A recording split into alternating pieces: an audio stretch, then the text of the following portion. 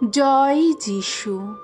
প্রথম পাঠ হিব্রুদের কাছে ধর্মপত্র হতে আজকের বাণী পাঠ ১৩ অধ্যায় ১৫ থেকে ১৭ পদ, ২০ থেকে ২১ পদ।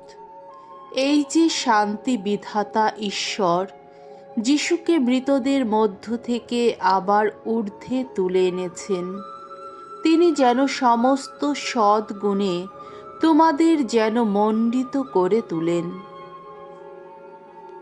প্রিয়জনেরা, এসো আমরা যিশুর হাত দিয়ে ঈশ্বরের কাছে নিত্যই উৎসর্গ করি স্তুতির নৈবেদ্য, অর্থাৎ আমাদের কণ্ঠে সেই অর্ঘ্য, তার নামের সোচ্চার বন্দনা।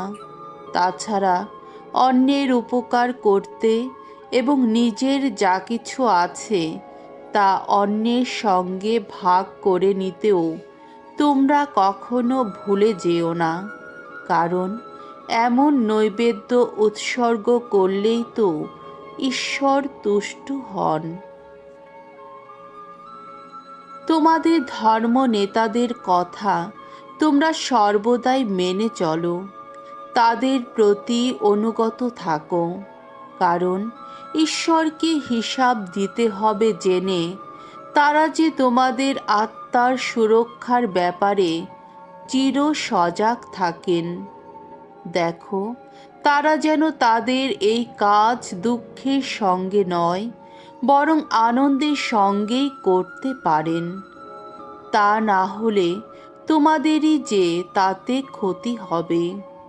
শাশ্বত সন্ধির বলি নিবেদনে যিনি হয়েছেন সেই মহিয়ান মেষপালক, আমি তো এখন আমাদের প্রভু যিশুর কথাই বলছি।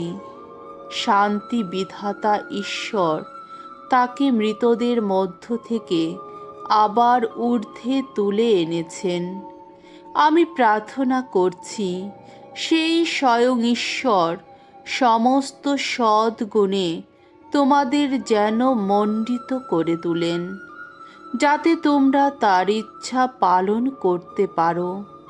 আমাদের অন্তরটা তিনি যেন তার মনের মতো করেই গড়ে তুলেন যীশু খ্রিস্টেরই মাধ্যমে। খ্রিস্টের মহিমা কীর্তিত হোক চিরদিন চিরকাল। আহা, তাই হোক। প্রভুর বাণী। ঈশ্বরকে ধন্যবাদ। শাম সঙ্গীত ২৩ অধ্যায় ১ থেকে ৬ পদ। ধো, ভগবান আমার রাখাল, আমার কিসের অভাব? ভগবান আমার রাখাল, আমার কিসের অভাব? সবুজ তৃণভূমিতে তিনি আমাকে শুইয়ে রাখেন, আমাকে চড়িয়ে নিয়ে যান শান্ত জলের তীরে, সঞ্জীবিত করেন আমার প্রাণ। নিজের নামের গৌরব প্রকাশ করতে তিনি আমায় ধর্মপথেই চালিত করেন। ছায়াছন্ন গিরিসংকট পার হতে গিয়েও কোনো অমঙ্গলের ভয় করি না আমি। ওগো, তুমি যে সারাক্ষণ আমার সঙ্গেই রয়েছ, তোমার যষ্টি, তোমার পাচনি, এই তো আমার ভরসা। ওগো, আমার জন্যে তুমি সাজাও অন্নভোজ আমার শত্রুদের চোখের সামনে। আমার মাথায় মাখিয়ে দাও সুবাসিত তেল, আমার পান পাত্র হয় উচ্ছ্বলিত।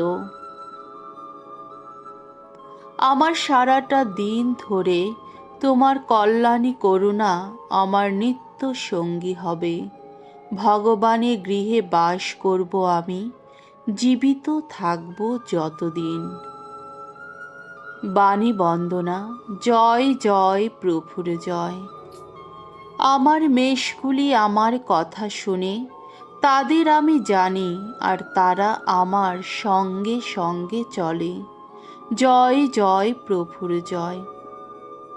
মার্ক রচিত মঙ্গল সমাচার ৬ অধ্যায় ৩০ থেকে ৩৫ পদ। মানুষের অসহায় অবস্থা দেখে সেই পরম মেষপালক যিশুর অন্তর দুঃখে ভরে উঠল। বাণী প্রচারের কাজ সেরে 12 জন প্রেরিত দূত ফিরে এসে যিশুর সঙ্গে আবার মিলিত হলেন। তারা যা কিছু করেছিলেন ও যা কিছু ধর্মশিক্ষা দিয়েছিলেন তা সমস্তই তাকে জানালেন।